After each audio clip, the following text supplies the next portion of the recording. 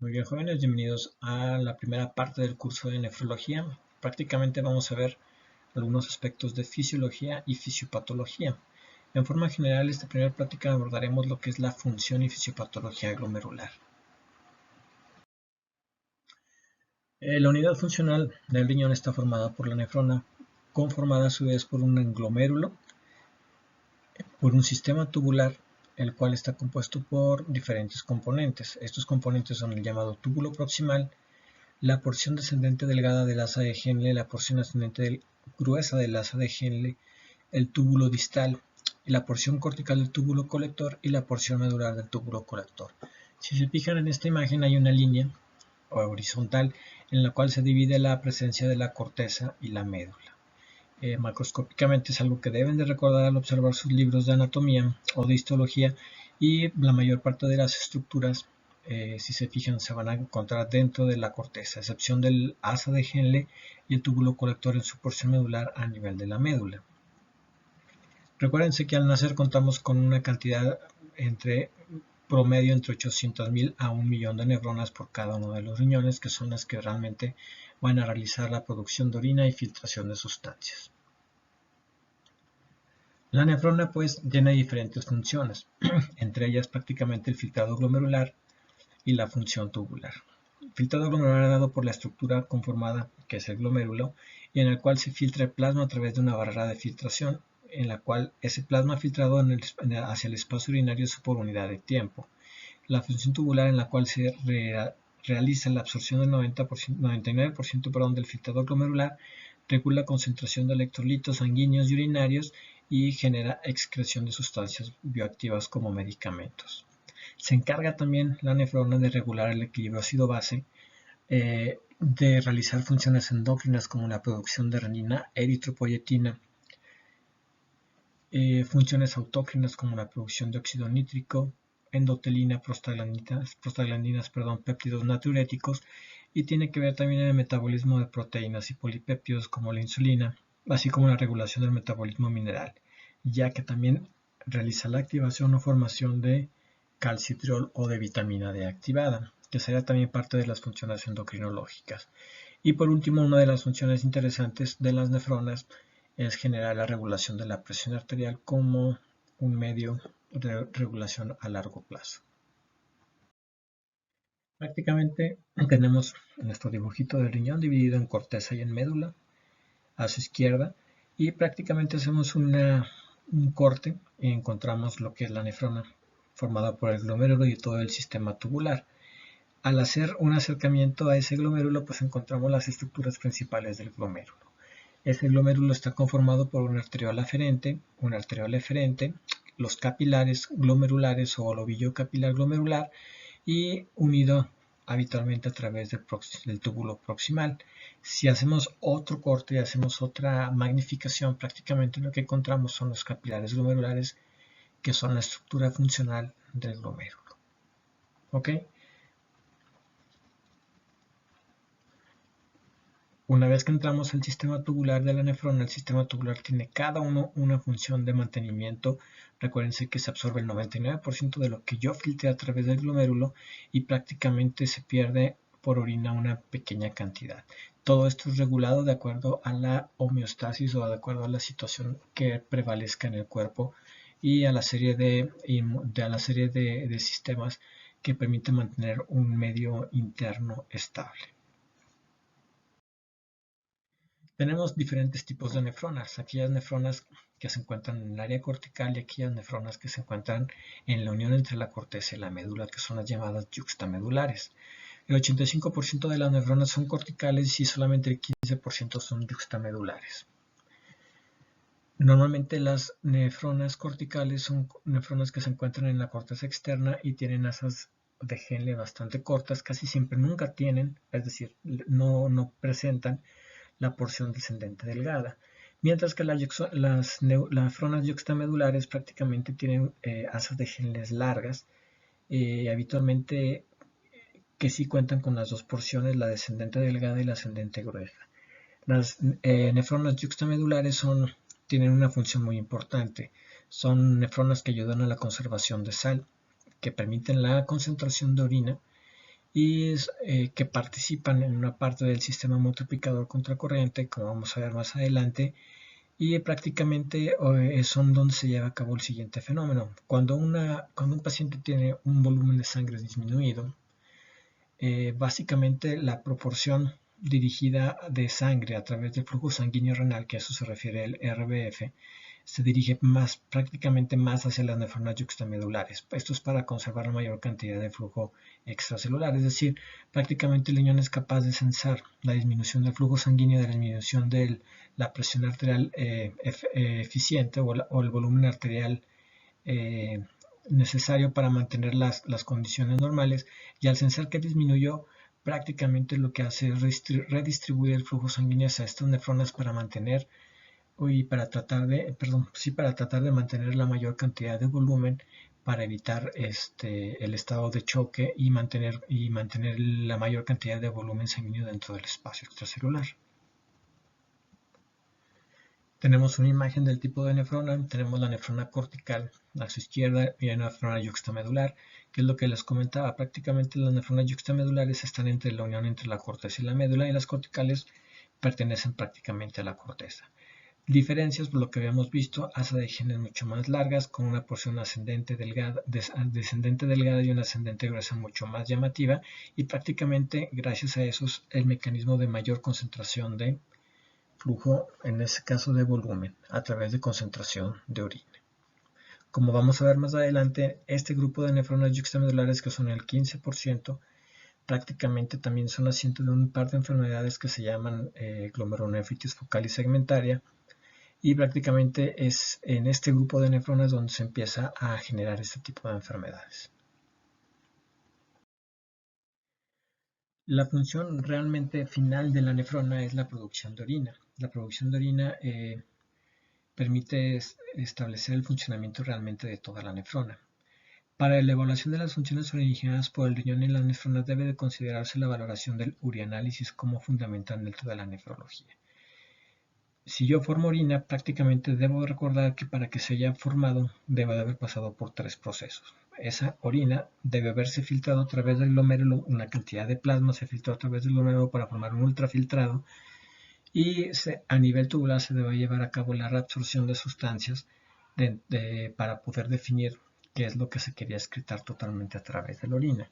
Entonces, prácticamente la función de filtración, la función de reabsorción y la función de excreción a nivel tubular son las que determinan la llamada producción de orina. El estudio de la orina prácticamente lo hacemos con un estudio de laboratorio sencillo que se llama urianálisis o examen general de orina. Entonces, por lo tanto, los principios de formación de la orina significa que debo de filtrar una cantidad de plasma, forma un ultrafiltrado, ese ultrafiltrado pasa al sistema tubular, en donde se realiza el fenómeno de reabsorción, retengo lo que quiero mantener dentro de la sangre, yo realizo el fenómeno de secreción, elimino lo que ya quiero sacar del cuerpo.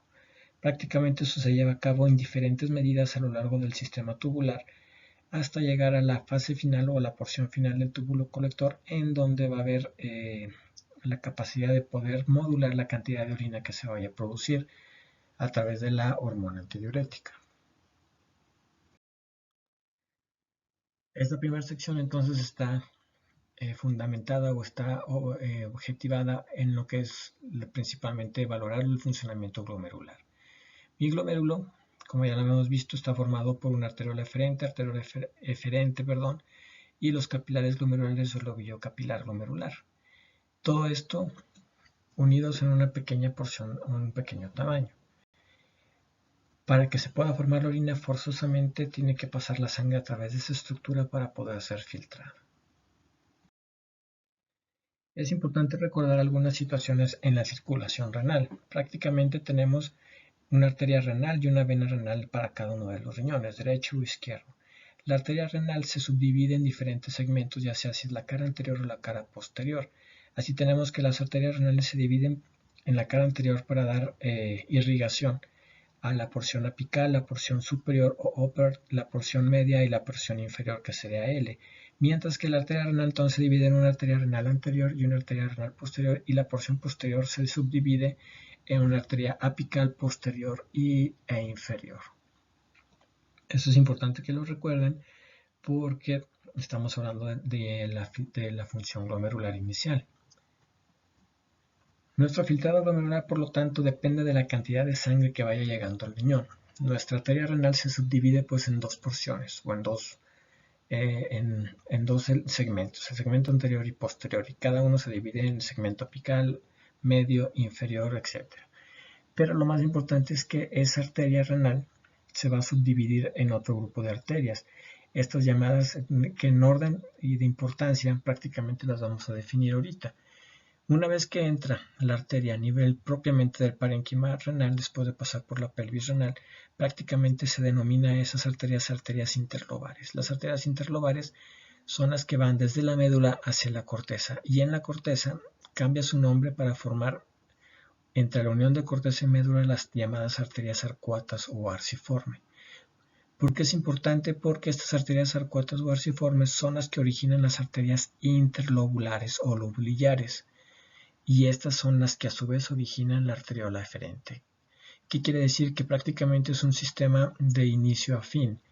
Lo malo de este sistema es que, si se fijan, si ocurre una obstrucción o una lesión en alguna de las ramas segmentarias de la arteria renal o dentro de las ramas ya dentro del parénquima propiamente, prácticamente se pierde una cantidad de irrigación importante, porque pertenecen a un sistema de irrigación final, es decir, un sistema de irrigación continuo.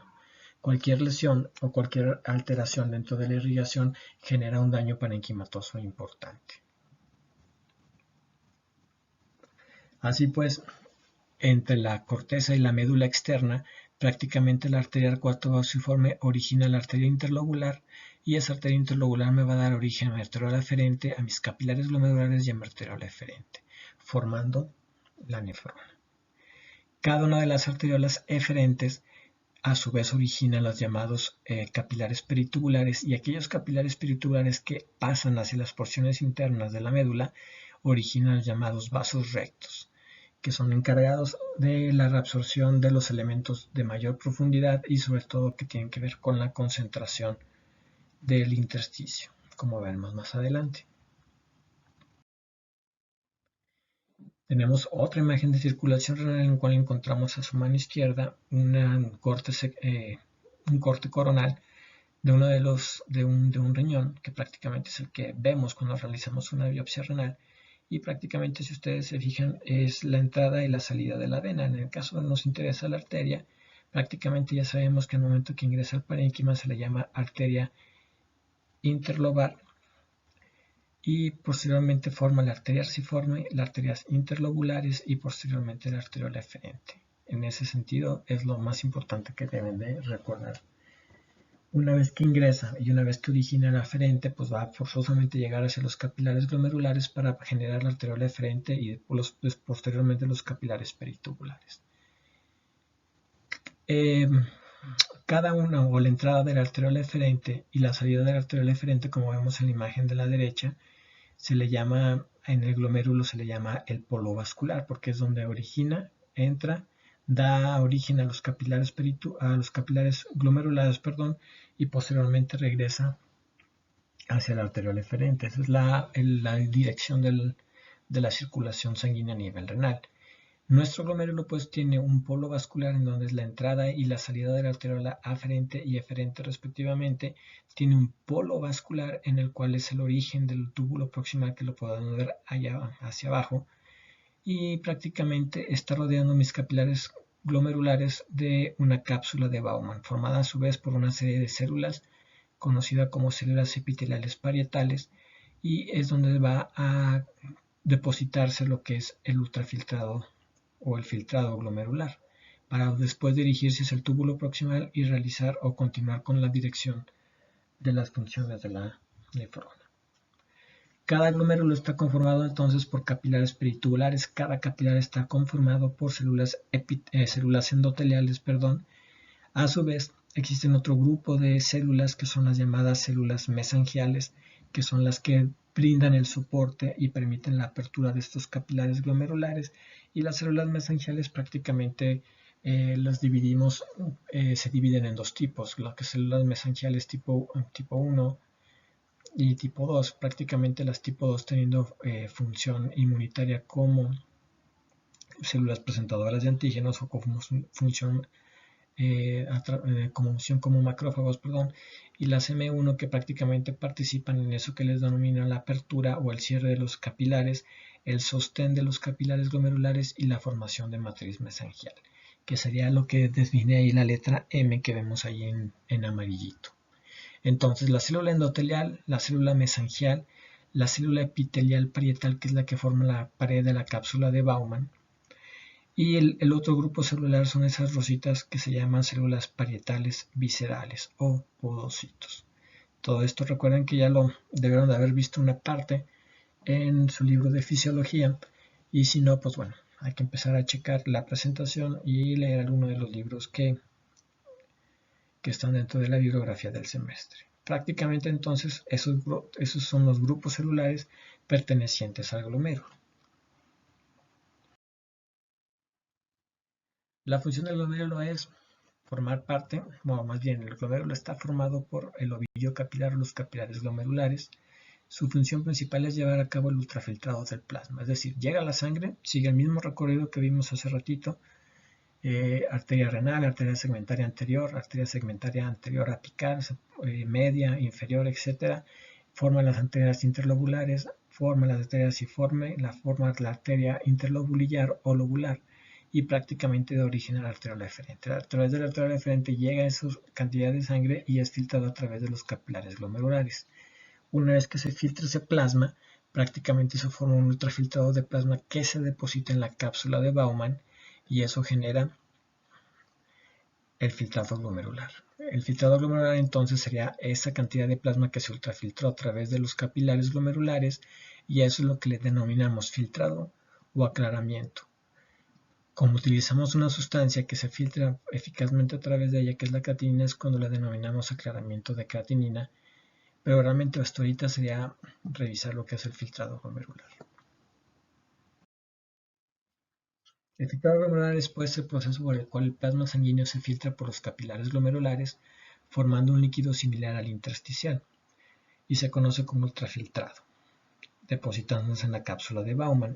El filtro glomerular o barrera de filtración limita las sustancias cuyo peso está por arriba de 60.000 daltons, y cuyo diámetro se aproxima a 60 angstrom. Es una superficie de filtración de 1.5 metros cuadrados aproximadamente. La función de aclaramiento o depuración, que es la primera que genera el glomérulo, prácticamente lo que hace se le denomina aclaramiento o depuración al volumen de plasma filtrado por unidad de tiempo, el cual es liberado o cuya sustancia o una sustancia es removido. Esa sería la definición, es decir, la cantidad de plasma que pasa por esos capilares glomerulares, a los cuales se elimina una sustancia porque pasa a lo que es la cápsula de Bowman y es eliminado y se pierde de lo que es el plasma para pasar a formar parte de la orina. El aclaramiento o depuración prácticamente lo podemos establecer a través a partir de una serie de fórmulas, en la cual el aclaramiento o depuración es igual a la concentración de la sustancia en orina entre la concentración de la sustancia en sangre por el volumen producido de orina, que eso más adelante lo vamos a ver. Entonces, la primera función del glomérulo es el aclaramiento o depuración. Si el aclaramiento o depuración es de una sustancia como la creatinina, se le llama aclaramiento de creatinina o depuración de creatinina. La sustancia más empleada actualmente para tratar de hacer evidente de manera práctica este funcionamiento es la creatinina, por lo tanto casi siempre ven que lo que pedimos es depuración de creatinina.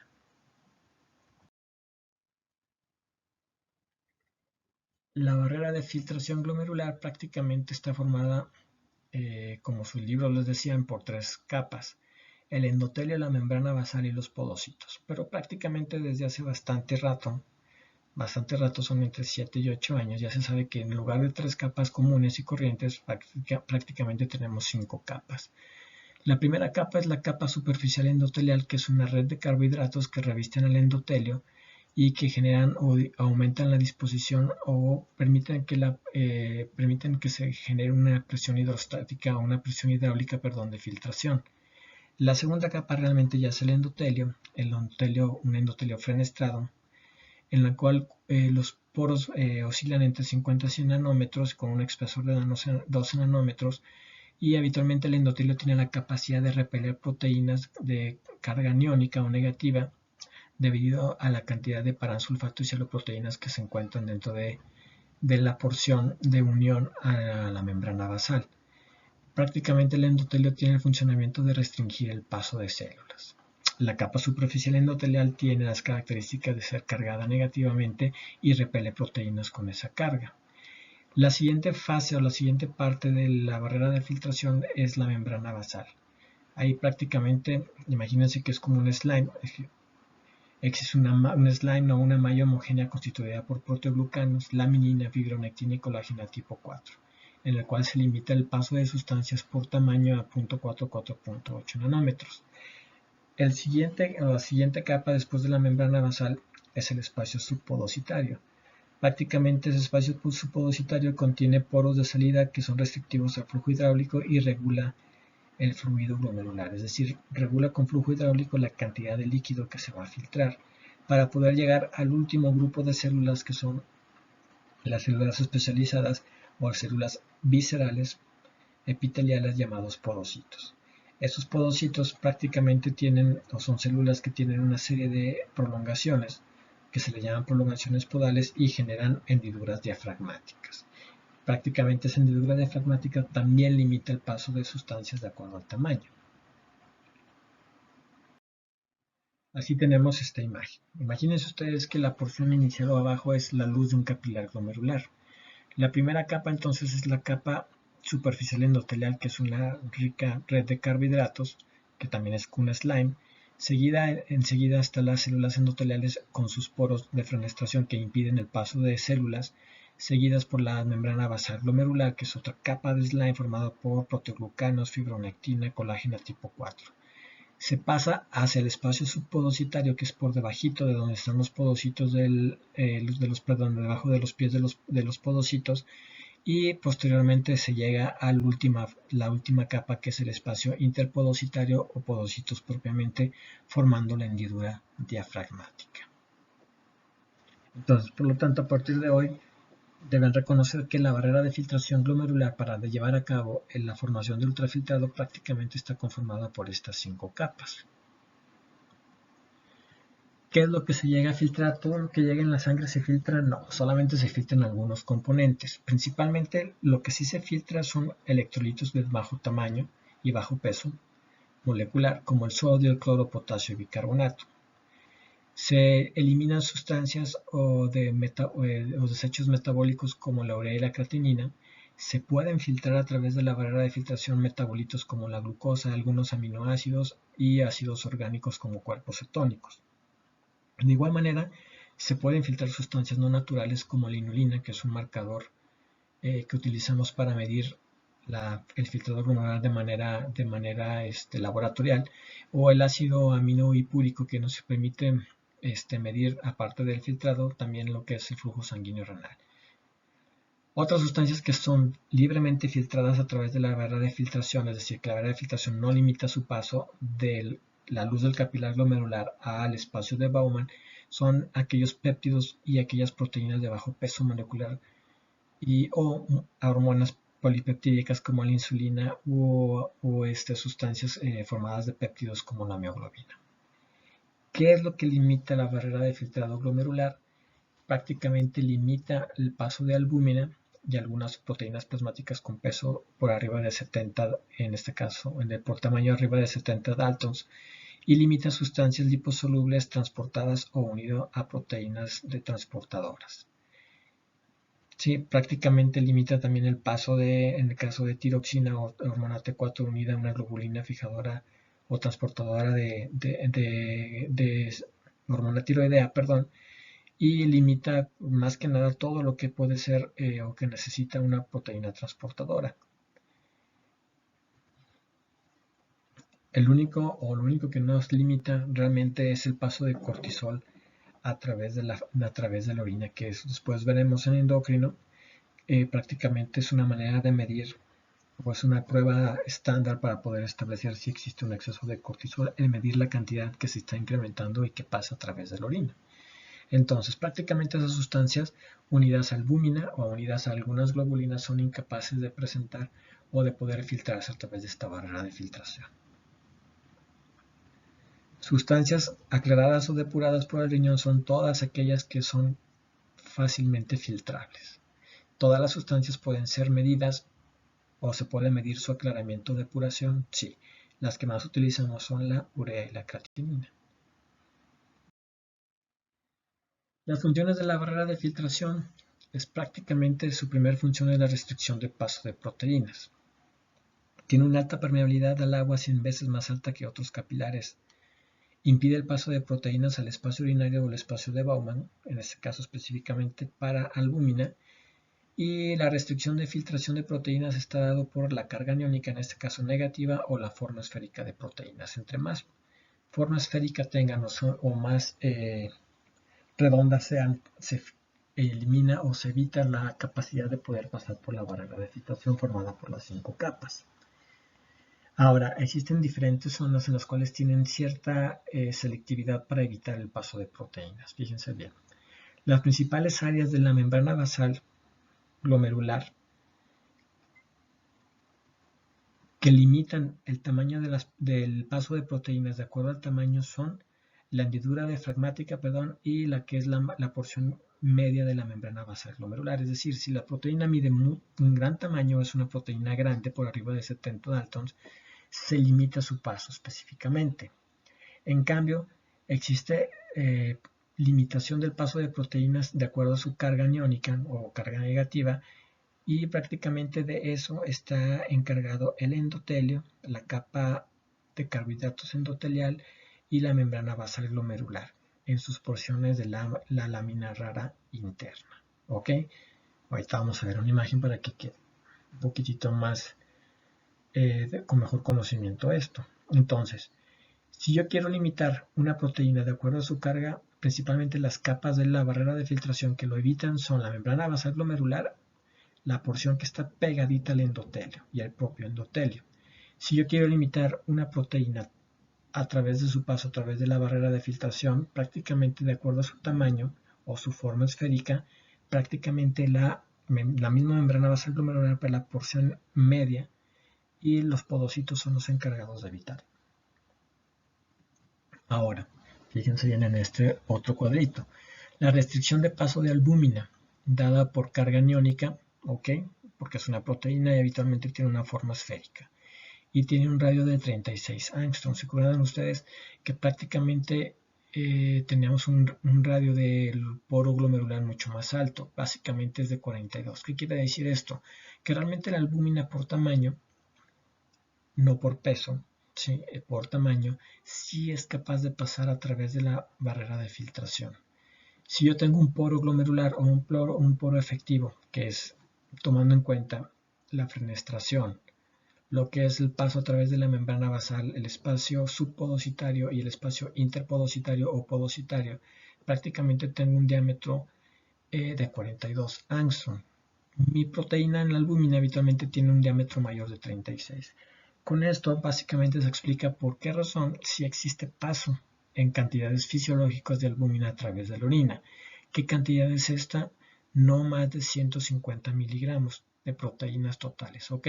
Más o menos. Esos 150 miligramos que yo puedo depositar de proteínas en la orina o que puedo tener de orina en 24 horas es fisiológico. Ahora, fíjense bien, de esos 150 miligramos de proteínas, 30 miligramos son albúmina, y está dado por este concepto de que realmente miden menos de 42 angstroms el diámetro de la albúmina. Entonces, va de nuez. Yo puedo tener orina con proteínas a lo largo de 24 horas, sí. Mis proteínas normales son hasta 150 miligramos, ok. De esas proteínas, 30 miligramos es albúmina, que quiere decir que yo en 24 horas puedo llegar a tener un máximo de pérdida de 30 miligramos de albúmina en 24 horas. ¿Ok? ¿Cómo está definido o cómo está justificado fisiológicamente? Ya que los poros efectivos glomerulares son mucho más grandes que realmente el radio de la albúmina. ¿Por qué es esencial que no filtre tanta albúmina?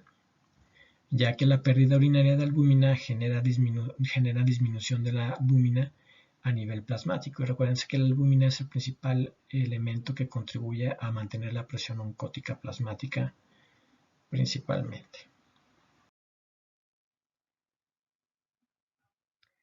Otra de las situaciones importantes que hay que recordar con la barrera de filtración es la restricción de filtración de proteínas por carga aniónica o carga negativa.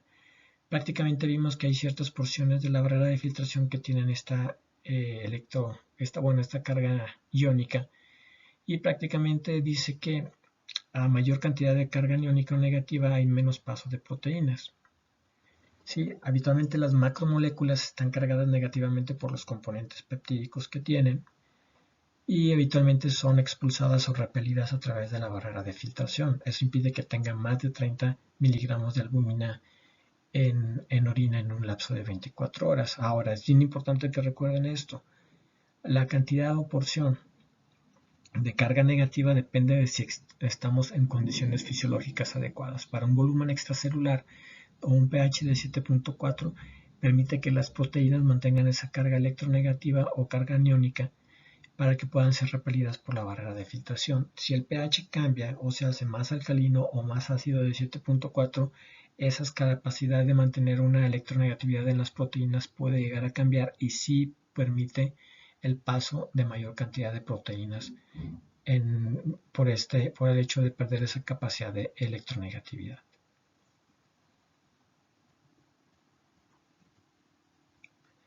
En esta imagen volvemos a checar. Abajo tenemos el lumen capilar glomerular.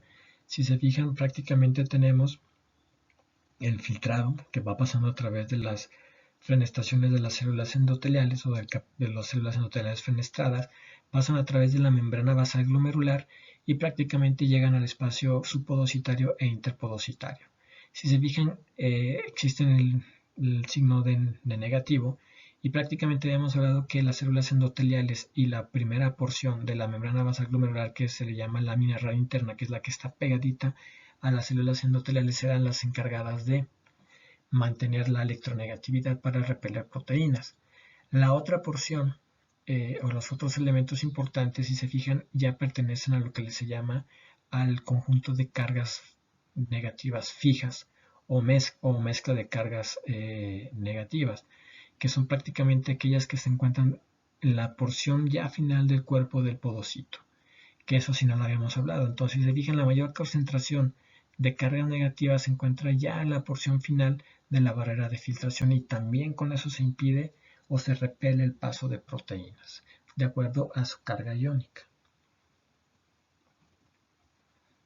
Así tenemos pues en esta imagen que casi todas las proteínas negativamente cargadas son las menos filtradas a comparación de las positivas o aquellas que no tienen ningún tipo de carga. En esta otra imagen mostramos el podocito. El podocito como célula epitelial altamente especializada, prácticamente aguarda la última porción de la barrera de filtración. En la imagen vemos en azul al podocito y cada una de sus patitas, o también llamadas pies podocitarios, prácticamente se encuentran alrededor de todo lo que es la membrana basal glomerular.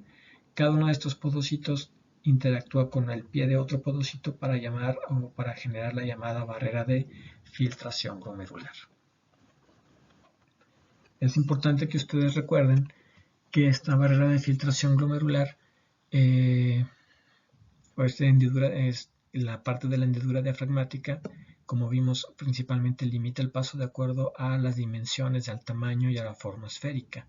Ahora, en la imagen de abajo, que es realmente porque puse la imagen, es para que ustedes se den cuenta realmente que esa cantidad de pies podocitarios o patitas podocitarias prácticamente engloban la mayor cantidad de los capilares glomerulares y prácticamente están en íntima relación entre un podocito y el otro podocito. Cada podocito, a su vez, en la llamada hendidura diafragmática, tiene una serie de proteínas especializadas. De estas proteínas, las más importantes que deben recordar ustedes son esas que se marcan ahí abajo, que es realmente las que forman la hendidura diafragmática, que son la nefrina y la podocina. Las demás también son interesantes, pero nefrina y podocina son prácticamente las que forman la estructura de la hendidura diafragmática. Son las que permiten unir un podocito con otro podocito para impedir el paso de una proteína y cerrar su paso. Si esta nefrina y podocina están afectadas genéticamente o están mal hechas o recibieron algún tipo de daño, prácticamente pierdo la capacidad de tener funcionamiento de la hendidura diafragmática y se genera la hiperfiltración de proteínas, específicamente casi siempre de albúmina. En esta imagen lo que vamos a ver es exactamente lo mismo, muy parecida. Tenemos la luz del capilar glomerular hacia abajo, tenemos la albúmina, tenemos prácticamente el paso a través de la barrera de filtración, células endoteliales fenestradas, membrana basal glomerular y los podocitos. En este caso, prácticamente si ustedes ven hacia la derecha de la imagen, lo que vemos es que si por alguna razón empezamos a tener mayor filtración de albúmina, prácticamente nos está delimitando o nos está hablando que prácticamente el podocito recibió un tipo de lesión. Si se fijan el podocito en la imagen de la imagen en las porciones izquierdas, está bien definido, que realmente son los pies del podocito, pero el podocito si sufre alguna lesión tiene un fenómeno que se le denomina lo que es aplastamiento o borramiento podocitario. Prácticamente ese podocito ya no funciona y la hendidura diafragmática, que es la unión que hay entre cada uno de los pies de los podocitos, prácticamente deja de funcionar, generando hiperfiltración de la albúmina hacia el espacio urinario o el espacio de Bowman. ¿Ok? Entonces, siempre que hay una lesión podocitaria, aunque no exista lesión en las otras porciones de la barrera de filtración, prácticamente se va a incrementar la filtración de albúmina de manera selectiva.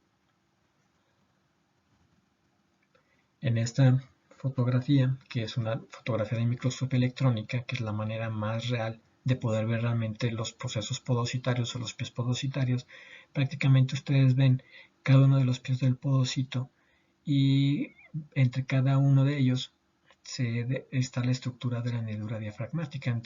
Es una unión que se hace o se puede hacer más estrecha o más laxa dependiendo de qué es lo que decide el podocito.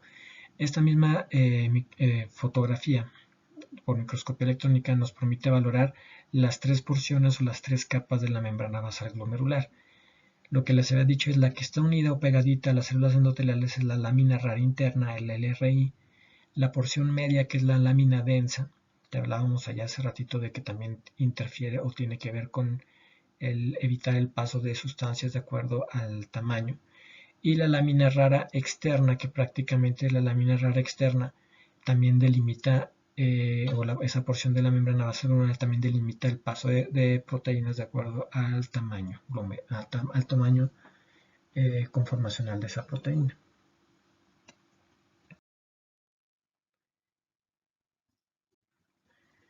El siguiente punto son los llamados espacios virtuales glomerulares. Ya vimos más o menos cómo está conformado la barrera de filtración. Ya vimos que realmente el glomérulo participa en el proceso de filtrado y ese proceso de filtrado necesita de la limitación del paso de sustancias para formar realmente el filtrado glomerular. Ahora, es importante también reconocer que el glomérulo es asiento de diferentes patologías. Dependiendo en dónde se asienten o dónde se generen daño en el glomérulo, van a generar diferentes manifestaciones. A eso se le llaman los llamados espacios virtuales del glomérulo. Los espacios virtuales son aquellos lugares en donde puede haber una lesión. Prácticamente tenemos el espacio subepitelial que ocurre por debajo de los podocitos o de la unión del podocito con la porción más externa de la membrana basal, que era la lámina rara externa. Tenemos también el llamado espacio endocapilar, que es aquel espacio situado prácticamente entre la célula endotelial y la membrana basal, y el espacio mesangial, que también forma parte del endocapilar porque prácticamente lo encontramos donde están las células mesangiales de las que hablábamos al principio, que se encargan de generar la matriz mesangial y servir como células para el reconocimiento de antígenos. Prácticamente, si se fijan aquí en esta imagen, tengo un capilar glomerular hacia el centro y uno hacia la izquierda. Si se fijan, están rodeados de membrana basal, ¿no? Pero esta membrana basal también se continúa con el llamado espacio mesangial. Si se fijan, no toda la circunferencia del capilar glomerular está así, pero sí hay una porción, o por eso se denomina también a este tercer espacio el espacio mesangial, porque realmente pertenece a este espacio llamado virtual. Entonces, el espacio endocapilar entre el endotelio y la membrana basal glomerular, la lámina rara interna, prácticamente es donde se sitúan los capilares y las células mesangiales. ¿De qué es la importancia de este espacio endocapilar? Que junto con el espacio mesangial, que también en algunos libros le llaman endocapilar, prácticamente si hay alguna lesión aquí va a haber la presencia o se va a manifestar con la presencia de hematuria o sangre en la orina junto con proteinuria. ¿Ok? Si la lesión se encuentra a nivel del espacio subepitelial, prácticamente nos habla que existe predominio solamente de proteinuria y específicamente proteinuria en un rango nefrótico, como veremos más adelante, y prácticamente nos da el diagnóstico de síndrome nefrótico. Entonces, en todas las enfermedades que cursan con un síndrome nefrótico, prácticamente yo voy a tener una lesión en el espacio subepitelial o en el espacio podocitario, que va de la mano con lo que vimos hace rato de que si mi podocito se lesiona, aunque las demás capas estén bien, de todas maneras se permite la superfiltración de, en este caso, de albúmina hacia el espacio urinario, generando una proteinuria o una albuminuria en rango nefrótico. ¿Por qué es importante estos espacios? Porque realmente voy a tener un grupo de enfermedades en las cuales se depositan, en este caso, complejos inmunes.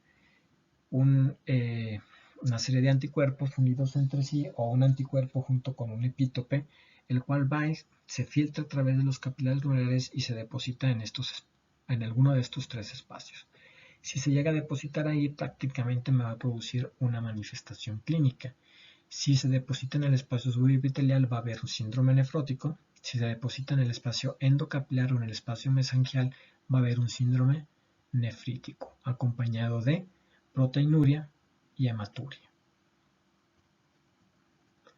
Así tenemos diferentes causas de mediación de complejos inmunes o de proteínas que se pueden depositar en estos espacios virtuales. Si tenemos depósitos densos subepiteliales, prácticamente lo que les decía se manifiesta como síndrome nefrótico. Principalmente lo vamos a ver en la nefropatía membranosa o la nefritis posinfecciosa en fases tardías. Si existe depósito a nivel del espacio mesangial o subendotelial o el endocapilar, realmente prácticamente voy a tener un síndrome nefrítico, lo que dice ahí nephritic picture. Y si, bueno, de ahí viene el depósito de algunos complejos inmunes que ocurren a nivel de la membrana basal glomerular, prácticamente eso es lo que se refiere a la formación de una enfermedad por membrana basal glomerular que genera una destrucción importante llamada enfermedad de Goodpasture.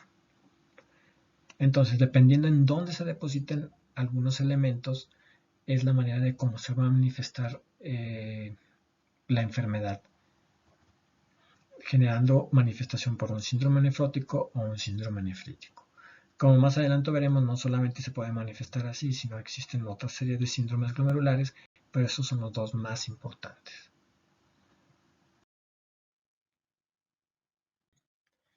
El siguiente paso es revisar un poquitito de la fisiología de cómo realmente se forma el filtrado glomerular. Ya vimos a grandes rasgos la barrera de filtración ahora. Recuerden ustedes, mi arteria eferente viene, o a través de mi arteria eferente viene todo el componente sanguíneo. Todo ese componente sanguíneo, recuérdense que es lo que entra al riñón. El riñón recibe el 20 al 25% del gasto cardíaco por minuto. ¿Ok? Entonces, todo eso tiene que entrar a través de la arteria renal, arterias interlobulares, arciformes, interlobulares y arteriola eferente para pasar directamente a los capilares glomerulares.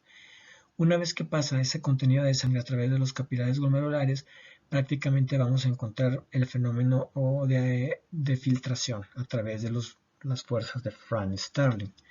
Prácticamente mi presión o las presiones que se generan, llamada presión hidrostática, presión oncótica o coloidosmótica, son las que van a permitir. Si se fijan ahí, nosotros tenemos a la entrada una presión hidrostática capilar de 45, eso significa el pHC.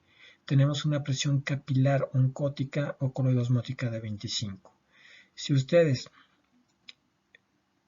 ponen un poquito más de atención, prácticamente encontrarán también que existe en la cápsula de Bowman, tenemos una presión oncótica de la cápsula de Bowman de 0 y una presión hidrostática de la cápsula de Bowman de 10.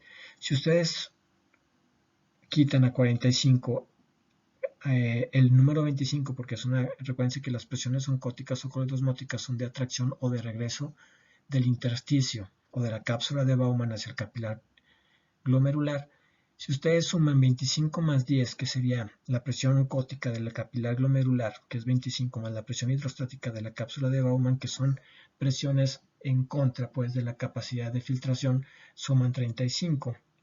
Si lo restan de los 45, que es la presión hidrostática, que es la presión realmente de filtración, nos queda una presión de 10, que es realmente la presión de filtrado que ocurre a nivel renal. Esa presión de filtrado es lo que permite que se mantenga estable la formación del filtrado glomerular, porque esa es la función del riñón de manera estándar. Siempre va a estar filtrando, esa es su función principal. Esa función principal es la que permite mantener un filtrado constante para llevarse sustancias que no queremos o recuperar sustancias que posteriormente se vayan a utilizar para otra situación metabólica. Una vez que entra una porción más proximal a la arteriola eferente, existe una porción más distal a la arteriola eferente. Si se fijan, esa presión oncótica o colodosmótica del capilar que empezó en 25, prácticamente incrementó hacia 35 hacia el final, hacia el origen de la arteriola eferente. Eso permite, o eso es dado porque realmente acuérdense que se está filtrando, junto con la presión de filtración hay un volumen que sí se está filtrando. Ese incremento de la presión colodosmótica del capilar que subió a 35 es la que pasa hacia la arteriola eferente, y prácticamente esa presión oncótica del capilar glomerular es la que va a dar origen a la presión oncótica de los capilares peritubulares que se ve en la imagen de abajo. Esa presión oncótica prácticamente es la que ayuda a regresar lo que voy a estar reabsorbiendo del sistema tubular hacia los capilares peritubulares para que regresen hacia la circulación sistémica. Si se fijan, prácticamente esa presión es la que ayuda a hacer la reabsorción de manera continua.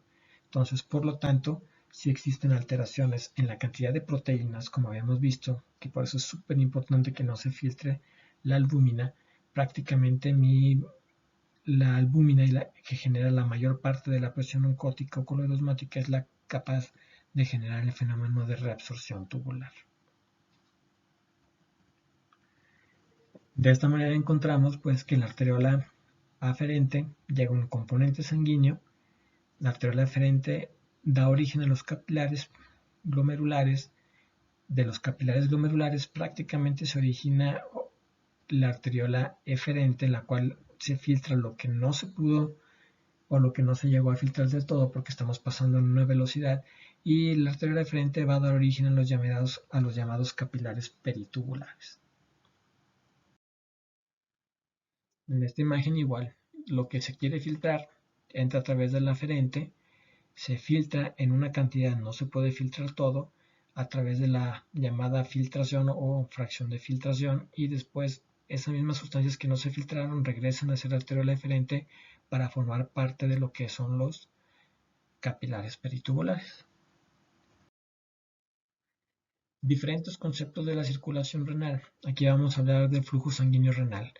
El flujo sanguíneo renal, que es el 20% o 25% del gasto cardíaco, que es entre 1 a 1.2 litros por minuto que se recibe, y prácticamente ese flujo sanguíneo renal tiene que dividir con el flujo plasmático renal, que es quitarle los elementos formes o las celulares, que sería la mitad, entre 500 y 600 mililitros minuto, que realmente es lo que recibe de flujo plasmático renal cada uno de los riñones.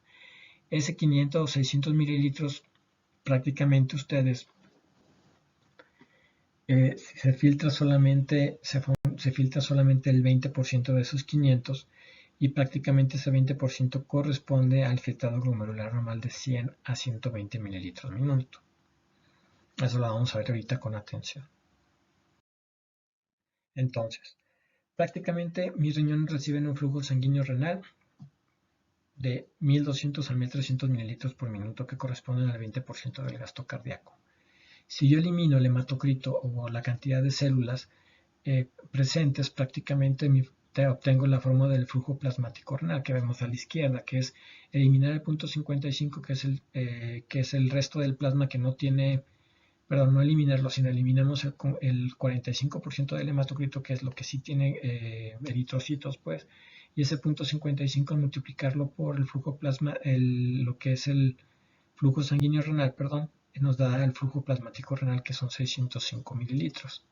Ok, esos 605 que va a variar entre 600 y 650 prácticamente es lo que entra a nivel de la arteriola eferente.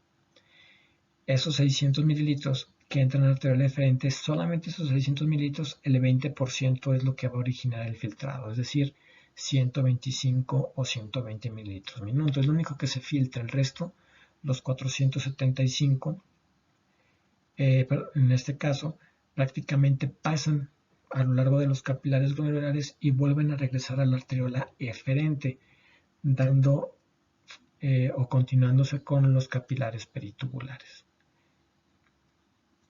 Una vez que pasa la cantidad o que se genera el volumen a través o se deposita una cantidad de volumen a nivel del espacio o la cápsula de Baumann, esa pasa directamente a los capilares y recuerden que ahí el 99% de ese volumen se va a reabsorber para formar realmente un volumen de orina por minuto en que va a fluctuar entre 0.5 a 2 mililitros por minuto. Entonces, tengo un flujo sanguíneo renal de 1 litro 100 a 1 litro 200. Pasa a través de la arteria renal, arterias segmentarias, llega por todos los segmentos o por todas las divisiones hacia la arteria renal y ahí prácticamente, como pierdo o se impide la capacidad de filtrarse lo que son células, prácticamente solamente me queda el flujo plasmático renal, que sería en la mitad del flujo sanguíneo renal. Ese flujo plasmático renal es el que genera, o solamente el 20% de ese flujo plasmático renal es lo que se va a filtrar a través de los capilares glomerulares, originando el filtrado glomerular que es de 120 mililitros minuto. El resto, los 475, 480, forman o se dirigen hacia la arteriola eferente para formar parte del flujo sanguíneo de los capilares peritubulares, que realmente también a eso se le denomina flujo plasmático renal, que es la circulación de nutrición y es la circulación que permite realizar la reabsorción de la mayor parte de sustancias del líquido tubular. Entonces, por lo tanto, la regulación del filtrado glomerular está dada por la presión de filtración, está dada por la permeabilidad del glomérulo y los dos nos van a mantener un filtrado glomerular estable de 125 a 120 mililitros minuto. Importante que ustedes recuerden este valor porque es la tarea principal del riñón. El riñón tiene muy poquitas tareas. Su principal tarea es mantener un filtrado para poder sacar sustancias de las que me quiero deshacer de ellas, pero sin perder las que quiero que se mantengan dentro del cuerpo. Para que una presión de filtración se mantenga estable, necesito de que se mantenga una presión sistémica adecuada. Para que pueda realizar la filtración, requiero también que mi glomérulo esté permeable y que los capilares glomerulares estén abiertos, que eso sería la función de las células mesangiales.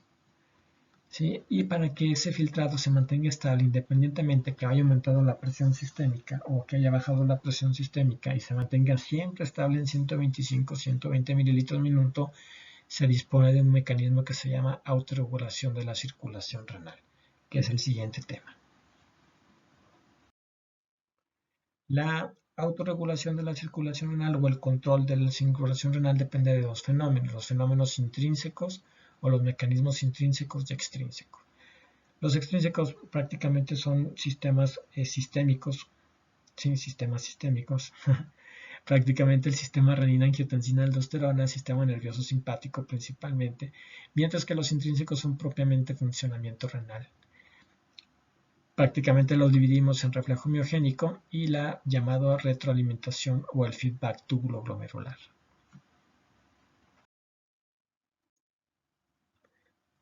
Prácticamente vamos a ver una serie de fenómenos que ocurren de manera interesante para poder modular el filtrado glomerular y para que permanezca de manera estable, que realmente es la tarea del sistema de autorregulación. En la imagen, prácticamente los factores que modifican la filtración se pueden dividir en aquellos que alteran o generan cambios en la presión hidrostática. Por ejemplo, en la imagen de la izquierda hacia abajo prácticamente tenemos vasoconstricción de la arteriola eferente. Si se fijan, si yo hago vasoconstricción, limita el paso de sangre o flujo plasmático renal hacia los capilares glomerulares. Si hago esto, prácticamente lo que voy a disminuir es la disminución del flujo plasmático renal y junto con eso se disminuye la tasa de filtrado glomerular. Es decir, que la arteria o la vasoconstricción de la arteria deferente prácticamente me disminuye mi filtrado glomerular, por lo tanto es algo que es lo menos que va a intentar hacer el riñón. Si por el contrario lo que hago es vasoconstricción de la arteria deferente, prácticamente lo que hago es incrementar el flujo plasmático renal, permitiendo que circule con mayor cantidad de tiempo la sangre que llega de la arteria deferente a los capilares glomerulares, porque no puede pasar de manera rápida a la arteria deferente porque hay vasoconstricción. Esto permite que se mantenga mayor cantidad de tiempo y sea más fiablemente filtrada. Por lo tanto, lo que hago es lo siguiente. Por un lado, si disminuyo el flujo plasmático renal, recuérdense que al flujo plasmático renal también se le denomina a lo que pasa en los capilares peritubulares, pero incrementando la tasa de filtrado glomerular. ¿Sí? ¿Por qué? Porque la tasa de filtrado, porque prácticamente la sangre va a permanecer más tiempo en el capilar y va a permitirle mantener o mejorar el filtrado o filtrar mayor cantidad. ¿Ok? Los otros elementos que modifican la presión de filtración son la presión hidrostática en la cápsula de Bowman que veíamos hace rato. La cápsula de Bowman prácticamente tiene una presión hidrostática y una coloidosmótica. Si la presión hidrostática de la cápsula de Bowman aumenta prácticamente por arriba de 10, eso lo vamos a ver en el caso de la obstrucción ureteral, del edema renal o de los cálculos ureterales. Prácticamente se delimita esa presión de filtración constante que habíamos creado, que era de 10 milímetros de mercurio. Prácticamente si aumenta la presión hidrostática de la cápsula de Bowman, se limita mi filtrado glomerular. Al incrementar la presión intratubular y incrementar la presión y aumentar la presión de la cápsula de Bowman, y con eso disminuye mi tasa de filtrado glomerular. Si la afectación o se encuentra afectada la presión oncótica plasmática, prácticamente voy a tener diferentes manifestaciones. Si existen alteraciones en la concentración de proteínas plasmáticas, en este caso hiperproteinemias como el mieloma múltiple, o algún exceso de consumo de proteínas por alguna dieta hipercalórica, hiperproteica, prácticamente eso aumenta lo que es la presión o la presión oncótica o coloidosmótica de los capilares glomerulares. Al aumentar eso, recuérdense que prácticamente evita que se pueda llegar a filtrar. Y si ocurre a nivel de los capilares glomerulares, prácticamente lo que hace es que se evite el paso de filtrado o que se filtre la sangre, el plasma a través de la barrera de filtración. Por lo tanto, si ocurre alguna de estas sustancias, prácticamente lo que encuentro es una disminución del flujo sanguíneo, de la tasa de filtrado o de la filtración. Si por el contrario lo que ocurre es que tengo muy poquitas proteínas, tengo una malnutrición severa o estoy perdiendo mucha cantidad de proteínas porque los estoy perdiendo a través de la orina, prácticamente disminuyo mi presión oncótica plasmática y con eso se genera una presión oncótica disminuida en el plasma, favoreciendo la tasa de filtrado glomerular o la fracción de filtración. ¿Ok? Entonces, prácticamente todos estos tres elementos que alteran o que generan cambios en la presión hidrostática del capilar, que generan cambios en la presión hidrostática de la cápsula de la Bowman o la presión oncótica plasmática, prácticamente va a tener consecuencias en la capacidad de hacer filtración.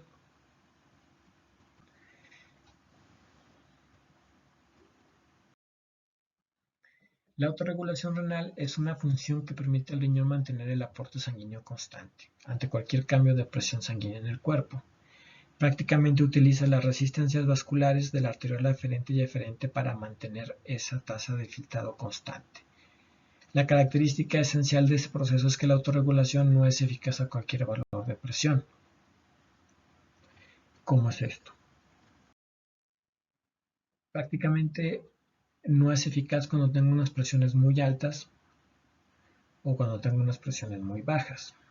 Si ustedes se fijan en este diagrama, prácticamente una vez que llego a la arteriola deferente, mi presión capilar disminuye hasta los valores de presión glomerular, refiriéndome a la presión capilar como capilar sistémico. La presión glomerular, entonces, por lo tanto, está originada realmente por la vasoconstricción o vasodilatación que puede existir en la arteriola deferente, así como la vasoconstricción o vasodilatación de la arteriola deferente. La respuesta de autorregulación renal está mediada por el ajuste activo de la arteriola deferente constituyéndose un fenómeno preglomerular predominantemente preglomerular.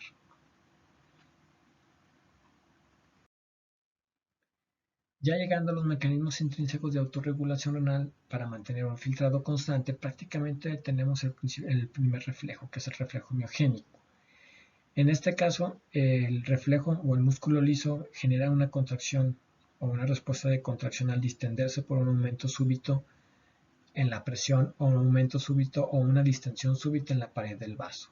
Eso genera que se mantenga o se realice una vasoconstricción de la arteriola eferente, y ya vimos que si se genera una vasoconstricción prácticamente lo que hace es disminuir lo que es el flujo plasmático renal y el filtrado glomerular. Esto es, si llegara a aumentar la presión sistémica, recordemos que el riñón recibe el 20-25% del gasto cardíaco y también recibe la presión sistémica. Si aumenta de manera súbita, prácticamente lo que se genera es una distensión de las arteriolas aferentes, y la manera de evitar, porque si llegara mucha cantidad de presión y mucha cantidad de volumen, incrementaría mucho el filtrado glomerular, es decir, si iría por arriba de los 125, 120, máximo 130, andaríamos en 140, 150, y recuérdense que realmente la chamba del sistema de autorregulación es mantener un filtrado estable. Estable es 120, 125, máximo 130, no mayor de eso ni menor de eso. Ese es el trabajo del sistema de autorregulación.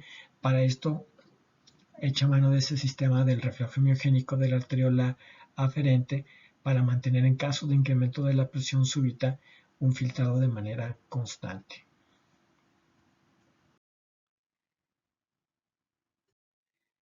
El siguiente mecanismo, que es el más interesante, que es el feedback tubuloglomerular o retroalimentación, prácticamente me da una respuesta doble.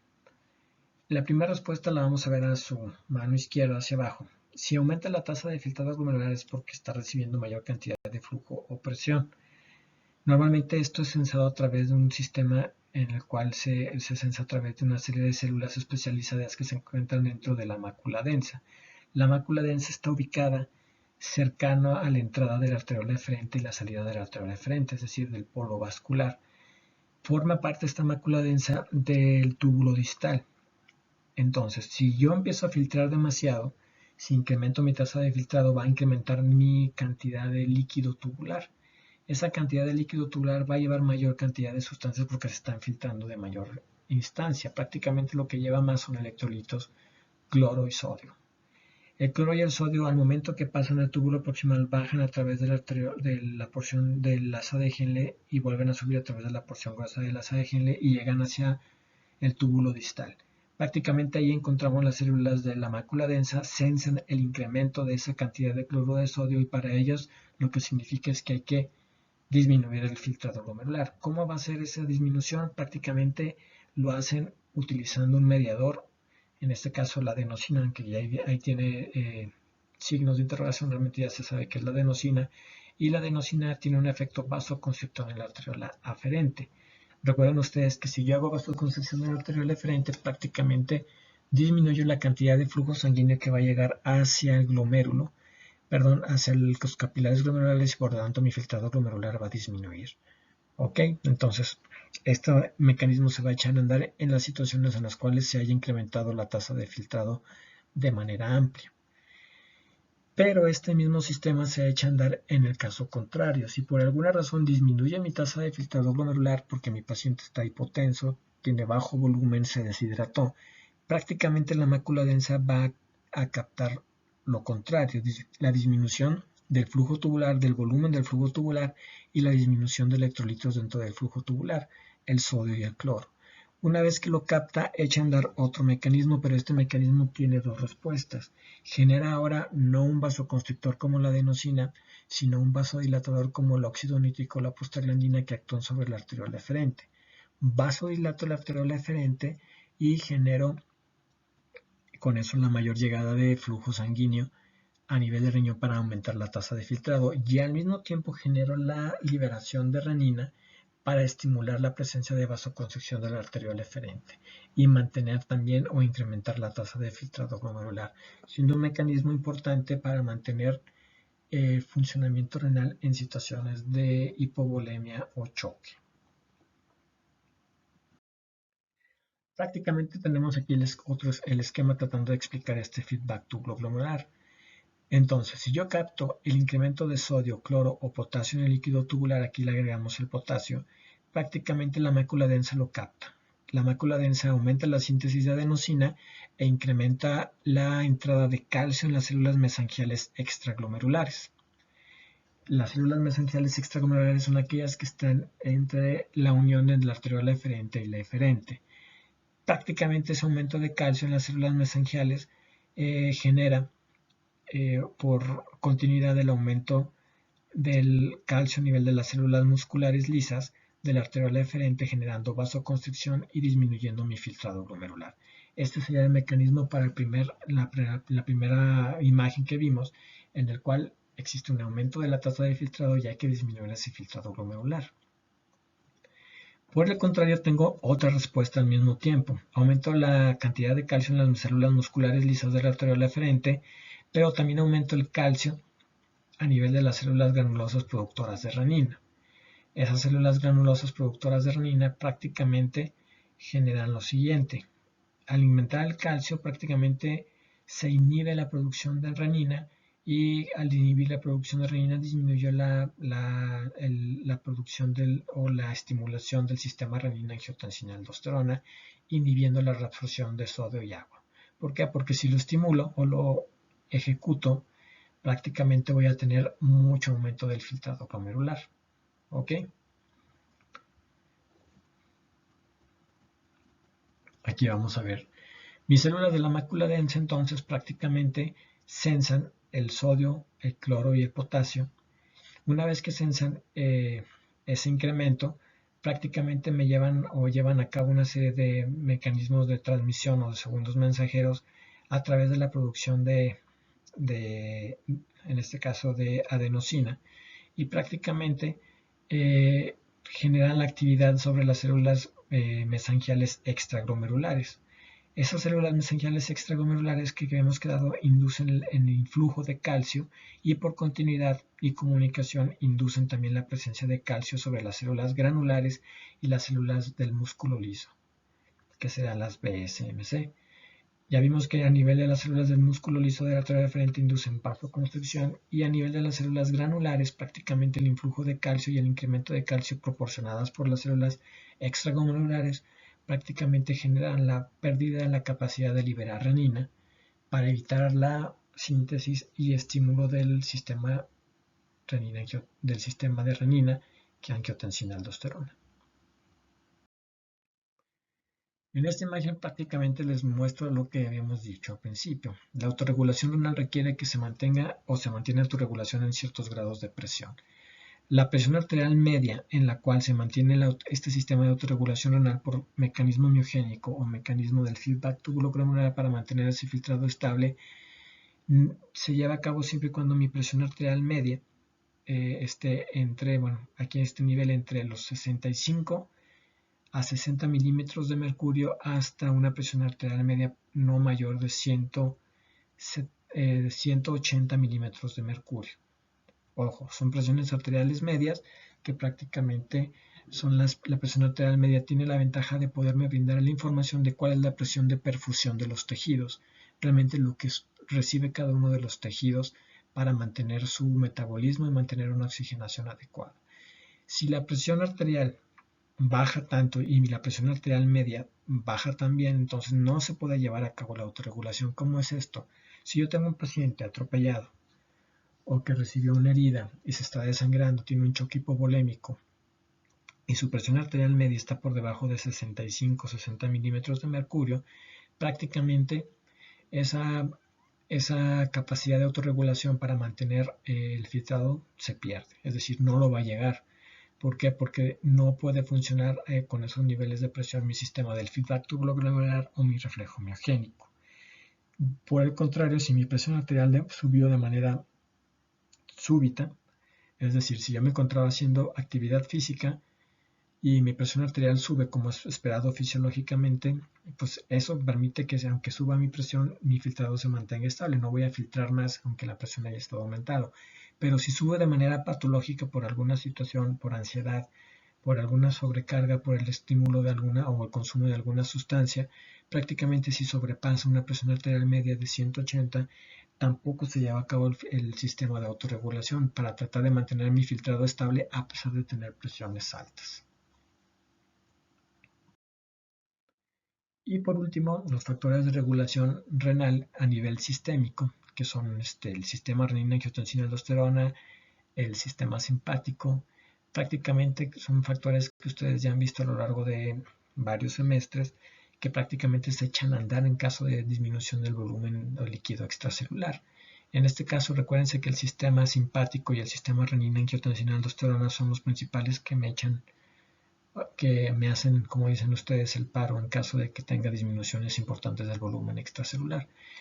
El sistema simpático y el sistema de renina-angiotensina prácticamente son los sistemas que se echan a andar en situaciones de peligro de la vida. Si el sistema de autorregulación renal intrínseco no es capaz de mantenerme un adecuado flujo sanguíneo para mantener el filtrado de manera constante, mi sistema sistémico, como les había dicho hace rato, prácticamente sí debe de ser capaz de mantenerlo para evitar que el riñón esté sufriendo o que vaya a sufrir un tipo de lesión que se le llama lesión renal aguda. Entre los dos sistemas, el intrínseco y el extrínseco prácticamente deben de determinar o mantener un filtrado glomerular constante para evitar la acumulación de sustancias. ¿Qué quiere decir esto? Si se acuerdan ustedes, en una de las diapositivas prácticamente había muchas sustancias que se iban filtrando, ¿no? Si la filtración no se puede llevar a cabo, esas sustancias se van a acumular en la sangre. Recordemos la urea y la creatinina. Si se eleva la urea y la creatinina en sangre, prácticamente tengo una lesión renal que puede ser aguda o crónica. En este caso, en este contexto, sería una lesión renal aguda. Recordar básicamente que la distribución del flujo sanguíneo renal se va el 80% hacia la corteza, hacia las nefronas corticales, y el 10 al 15% hacia la capa interna de la corteza, que son las nefronas yuxtamedulares, y el 5 al 10% hacia la médula renal. Entonces, la médula renal tiene unas características de importancia porque puede sobrevivir a niveles bajos de oxígeno, porque realmente recibe la menor cantidad de oxigenación, pero la capa glomerular o la corteza donde se encuentran los glomérulos realmente no sobreviven mucha cantidad de tiempo ante bajas aporte de oxígeno o poca llegada de sangre. Eso es importante que ustedes lo recuerden. Uno de los mediadores que más van a ver a lo largo de toda su carrera es la angiotensina 2. La angiotensina 2 prácticamente tiene un efecto que ustedes deben de saber. La angiotensina 2 es un vasoconstrictor, principalmente es un vasoconstrictor tanto de la aferente y la eferente, pero principalmente de mayor predominio para la eferente. Si yo hago vasoconstricción en la eferente, prácticamente acuérdense ustedes que disminuye mi flujo plasmático renal, ¿ok? Pero incrementa mi filtrado glomerular. Eso es importante. Una vez que incremento mi filtrado glomerular, aunque haya disminuido el flujo plasmático renal o la sangre y la presión que se va hacia los capilares peritubulares, de todas maneras se permite la reabsorción o incrementa la reabsorción a nivel de los capilares peritubulares por disminuir la presión hidrostática, manteniendo una mayor presión o la presión oncótica, que realmente es la que ayuda a realizar la reabsorción a nivel de los capilares peritubulares. Entonces, la angiotensina 2, que forma parte del sistema renina-angiotensina-aldosterona, prácticamente genera vasoconstricción del eferente. Eso es algo que no se les debe de olvidar.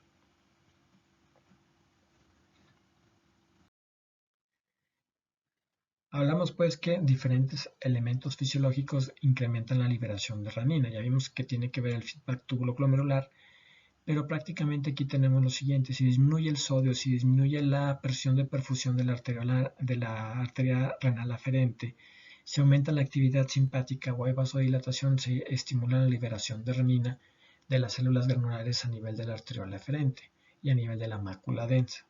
Prácticamente la renina extiende la angiotensinógeno formado en el hígado para formar angiotensina 1, y la enzima convertidora de angiotensina a nivel pulmonar prácticamente me transforma el angiotensinógeno 1 en angiotensinógeno 2. Aquí existe otra variante de la enzima, que es la enzima convertidora de angiotensina tipo 2, que transforma la angiotensina 2 en angiotensina de 1 a 7 aminoácidos. prácticamente porque es importante. La angiotensina 2 tiene dos efectos que son mediados a través del receptor donde actúa, el receptor de angiotensina 1 y el receptor de angiotensina 2. El receptor de angiotensina 1 principalmente genera vasoconstricción, principalmente genera también la liberación de aldosterona y absorción de sodio a nivel renal y media la disminución del flujo sanguíneo renal de manera importante. Su chamba es aumentar la presión arterial. Es un sistema que actúa para mantener la vida en situaciones de urgencia, pero si ese sistema se mantiene de manera activa, de manera constante, va a generar daño a nivel de los riñones y daño a nivel de sistema endotelial en forma sistémica. Realmente es el daño por el cual los pacientes con hipertensión que no tienen un control adecuado terminan falleciendo. De la misma manera, la angiotensina 2, si interactúa con un receptor de angiotensina 2, prácticamente tiene efectos distintos a que se hubiera actuado sobre el receptor de la angiotensina 1. Y prácticamente al actuar sobre el receptor de angiotensina 2, tiene efectos de vasodilatación, de natriuresis y efectos antiproliferativos, disminuyendo la presión arterial. Junto a la angiotensina de 1 a 7 aminoácidos que prácticamente generarían una angiotensina la cual no medía el aumento de la presión arterial, sino la disminuye, siendo ahorita parte de los esquemas antihipertensivos que buscan hacer que se estimule este receptor o que se estimule la formación de angiotensina de 1 a 7 aminoácidos. Prácticamente el uso de medicamentos que tienen que disminuir la angiotensina o la actividad de la angiotensina o la enzima que forma la angiotensina, como es la enzima convertidora de angiotensina, los llamados inhibidores de la enzima convertidora de angiotensina o los bloqueadores de la angiotensina, prácticamente son utilizables para disminuir para disminuir lo que es la presión capilar glomerular y la fibrosis. Prácticamente lo que hacen esos medicamentos es, si normalmente la angiotensina hace vasoconstricción de la arteriola eferente, los medicamentos generan la vasodilatación de la arteriola eferente. ¿Ok? Y con eso se lleva a una serie de mecanismos importantes para evitar el daño del capilar glomerular y del glomérulo como tal. En esta pequeña guía se les denomina ahí una guía de cómo resolver los medicamentos, de cómo empezar a manejar o empezar a introducir un medicamento de este tipo en cualquier paciente. Prácticamente fíjense bien, si yo doy un IECA o un medicamento que bloquea el receptor de la angiotensina 2, prácticamente voy a generar vasodilatación del eferente. Y si recuerdan ustedes, si yo genero vasodilatación del eferente, prácticamente mi filtrado glomerular puede disminuir de manera inicial. Por lo tanto, uno de los efectos que debo de cuidar es la elevación tanto de potasio como la elevación de creatinina con el uso de estos medicamentos, aunque esto ya lo vamos a ver más adelante cuando veamos algunas aplicaciones ya clínicas de la utilización de estos medicamentos antihipertensivos.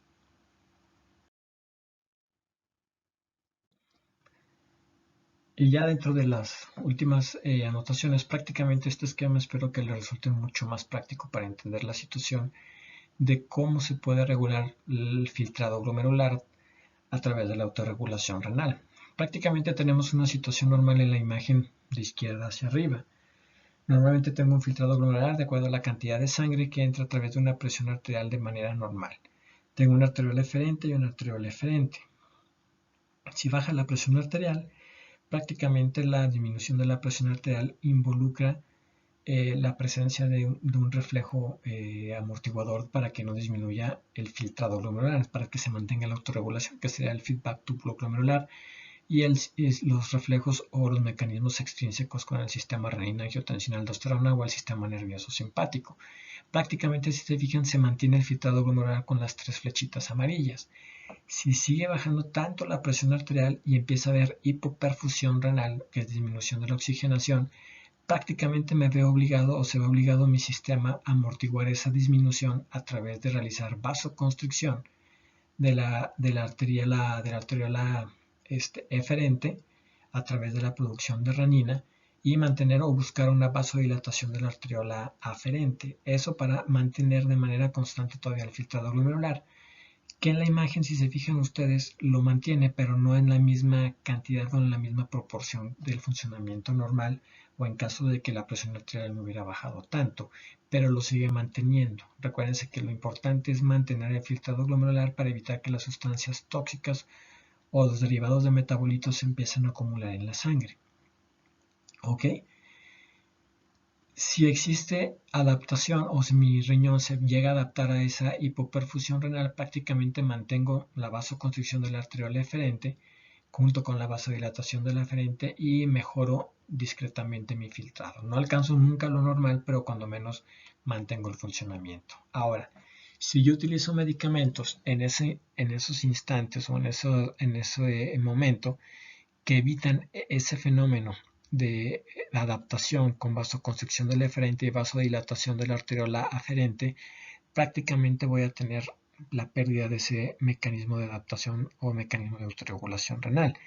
Por lo tanto, si yo utilizo un inhibidor de la enzima convertidora de angiotensina, prácticamente estoy mediando o disminuyendo la cantidad de angiotensina 2 y por lo tanto voy a perder la capacidad de generar la vasoconstricción en la arteriola eferente, generando vasodilatación y por lo tanto mi filtrado glomerular va a caer más. Por lo tanto, en cualquier paciente que tenga una disminución de la presión arterial, lo primero que deben de hacer es evitar continuar dándole estos medicamentos que son los inhibidores de la enzima convertidora como el enalapril, el captopril o aquellos medicamentos que bloquean la actividad de la angiotensina 2 como el losartán, valsartán, telmisartán, etc.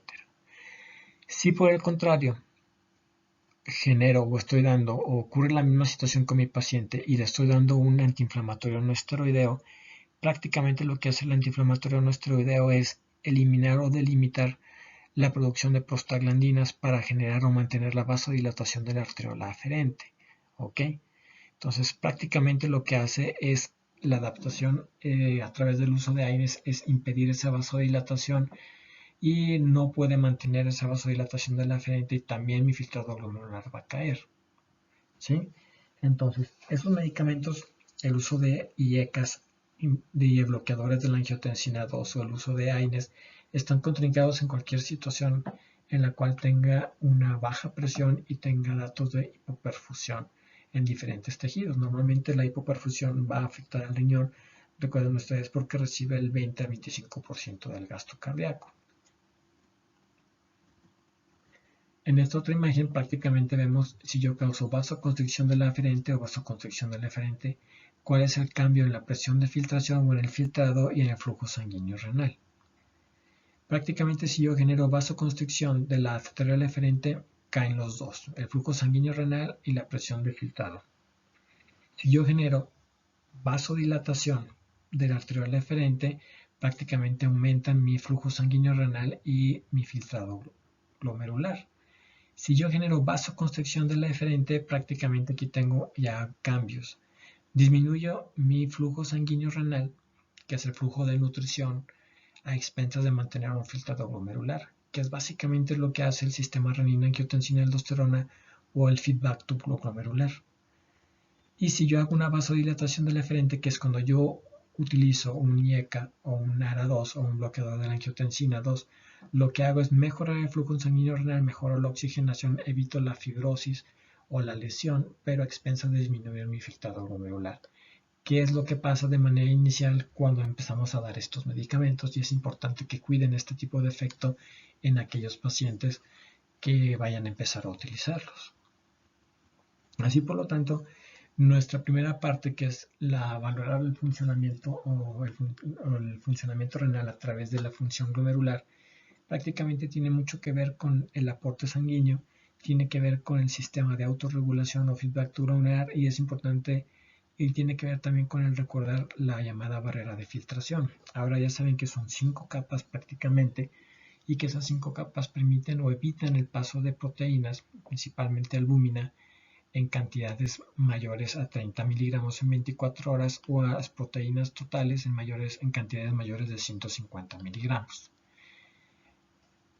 Hasta aquí viene esta primera parte de la plática, es una plática larga y de igual manera la siguiente parte, que es la función tubular, es un poquitito también extensa. Así es que vayan leyéndola poco a poco, vayan checando información para que no se pierdan en esta parte importante del semestre, porque si no entienden algún concepto prácticamente van a batallar mucho para entender los demás conceptos de enfermedades que vamos a ver. Por último, lo que les había comentado, al finalizar la función glomerular, prácticamente los sitios de lesión glomerular para afectación por una glomerulonefritis prácticamente los vemos en los llamados espacios virtuales.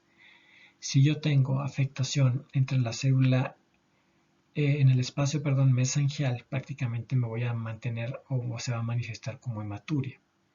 Si yo tengo afectación en el espacio endocapilar entre la célula endotelial, prácticamente voy a tener una presencia de un síndrome nefrítico. Y si la afectación está sobre el espacio subepitelial, prácticamente la manifestación va a ser un síndrome nefrótico, que eso es lo que más me interesa que se lleven como conocimiento.